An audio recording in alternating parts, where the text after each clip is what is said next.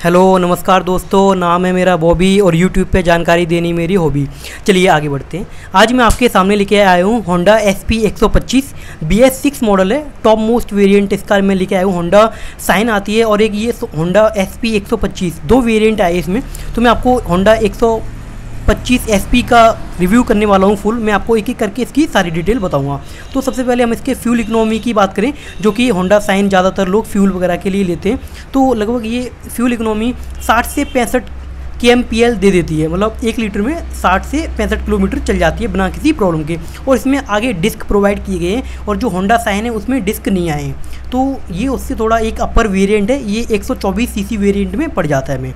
तो अगर हम इसके टोटल वेट की बात करें तो टोटल वेट इसमें पड़ जाता है लगभग 117 से 118 kg टोटल वेट है गाड़ी का overall.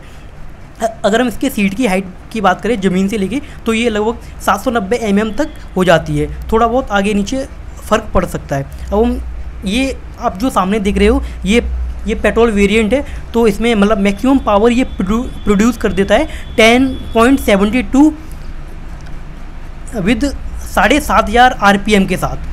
BHP 10.72 BHP with 7500 RPM के साथ। और मैक्सिमम टॉर्क प्रोड्यूस कर देता है ये 10.9 Nm विद 6000 RPM के साथ। तो काफ़ी ज़्यादा पावर है गाड़ी के अंदर, और ये मेन तो माइलेज के लिए जानी जाती है। और तो आप लोग देख रहे हो, और इसमें सिंगल सिलेंडर आता है और वॉल पर सिलेंडर इसमें 2 प्रोवाइड किए गए हैं अभी के लिए। और अगर हम इसके गियर की बात करें तो नंबर ऑफ गियर इसमें 5 गियर आ जाते हैं गाड़ी के अंदर। तो इससे गाड़ी की स्पीड ऑटोमेटिकली बढ़ जाती है, इंक्रीज़ हो जाती है। काफ़ी अच्छी गाड़ी है, मैंने भी चला रखी है। आप लोग को गाड़ी अच्छी लगी तो आप लोग नीचे कमेंट करके ज़रूर बताएं कि आपको होंडा साइन का सिंपल वाला वेरिएंट अच्छा लगता है या फिर आपको होंडा साइन SP 125 cc का वेरिएंट जो ये आया है वो वाला अच्छा लग रहा है। तो आप लोग नीचे अपना कमेंट करके ज़रूर बताना।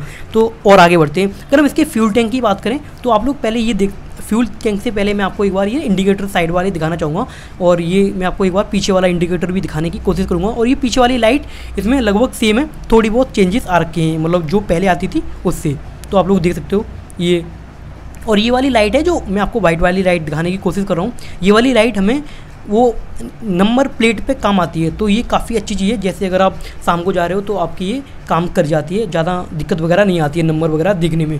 तो ये काफ़ी, और सॉकर वगैरह गाड़ी में काफ़ी अच्छे हैं, काफ़ी अच्छी, मतलब दोची दप्पड़ में चलाते हो, जैसे आप कहीं मतलब खड्डा वगैरह आ जाता है तो ये ऑटोमेटिकली जल जाता है। तो अगर हम इसके फ्यूल टैंक की बात करें तो फ्यूल टैंक इसमें हमें 11 लीटर का प्रोवाइड किया गया है। अगर हम राइडिंग रेंज की बात करें तो ये गाड़ी लगभग एक साथ लगभग 715 किलोमीटर तक चल जाती है। तो ये इसमें 2 लाइटें प्रोवाइड की गई हैं जो मैं आपको सामने पास करके दिखा रहा हूँ, ये देख रहे हो। बाकियों गाड़ियों में ये ना येलो सा बटन आता है, लेकिन इसमें इन्होंने ब्लैक ही प्रोवाइड किया गया है। तो आप लोग देख सकते हो इसमें ना एक डाउन बीम आता है और एक अप बीम आता है। तो इसमें दोनों लाइट अलग अलग कर दी गई है ऊपर नीचे। तो ये काफ़ी अच्छी चीज़ है, अलग अलग सेगमेंट में इन्होंने लाइट प्रोवाइड करने की कोशिश की है। तो जिन लोगों को वीडियो अच्छी लगी वो लोग वीडियो को लाइक कर सकते हैं, चैनल को सब्सक्राइब कर सकते हैं और बेल आइकन को जरूर प्रेस कर देना। जैसे ही मैं वीडियो डालूँ वीडियो आप तक पहुंच जाए और आप उसी टाइम उसको लाइक कर दो। मैं ना आपको एक बार ना सीट खोल के भी दिखाने की कोशिश करता हूँ कि इसमें क्या क्या अवेलेबल है। देख सकते हो आप लोग, ये मतलब सीट है। तो इसमें हमें ना फास्ट एड किट मिल जाती है, छोटी सी फास्ट एड किट है।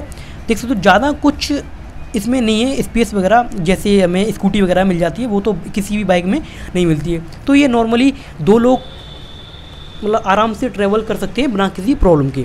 तो गाड़ी काफ़ी अच्छी है। आप लोगों को कैसी लगी नीचे कमेंट करके ज़रूर बताना अपना सजेशन। तो देख सकते हो आप लोग।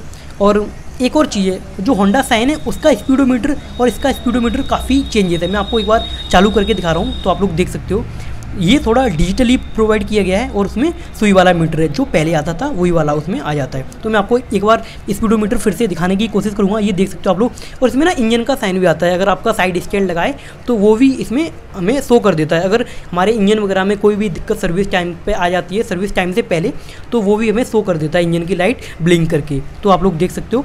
तो thank you for watching. Video को लाइक करना, शेयर करना, चैनल को सब्सक्राइब करना और बेल आइकन को जरूर प्रेस कर देना। जैसे ही मैं वीडियो डालूँ वीडियो आप तक पहुंच जाए और आप उसी टाइम उसको लाइक कर दो।